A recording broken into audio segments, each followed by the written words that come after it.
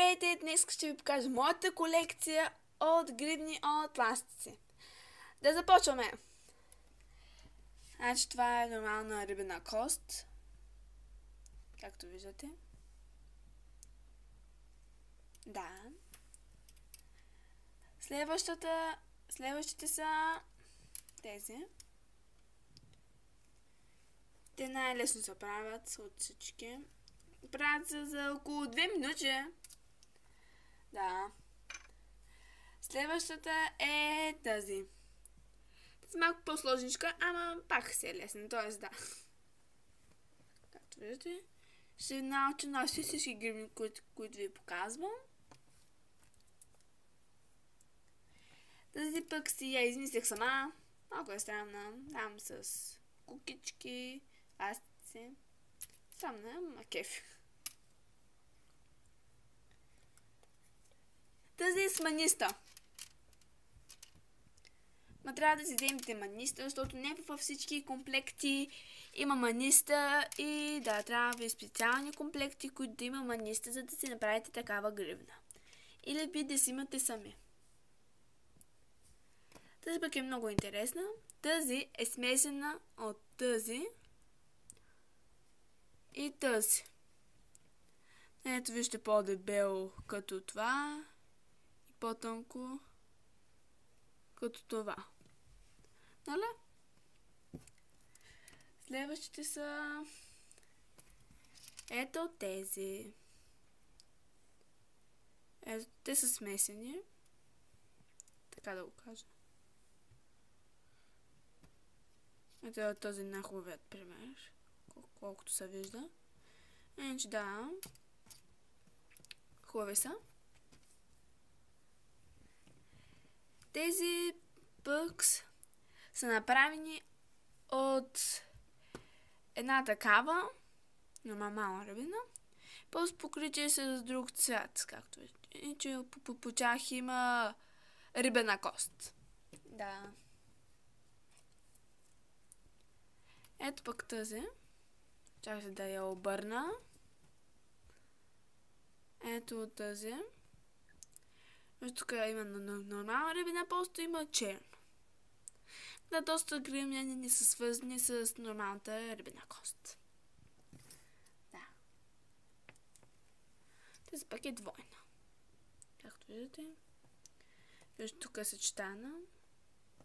Ето така. Нали? Да.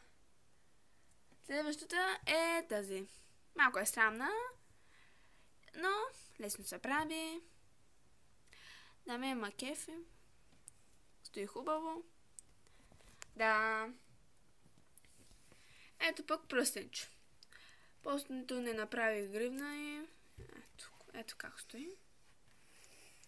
Може и гривна да се направи, просто исках да си направя пръстенче. Тази е плетеница. Тоест, после прави 3 такива, ама по специален начин, който ще ви го покажа в другите епизоди. И сплетени като плетка за коса. Едно и също.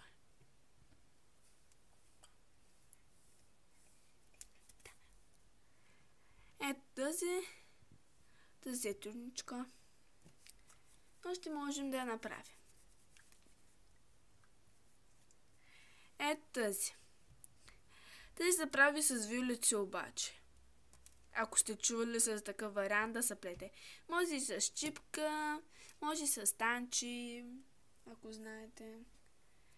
Ето пък две такива. Виж, тук има, ако виждате, тук има осмици.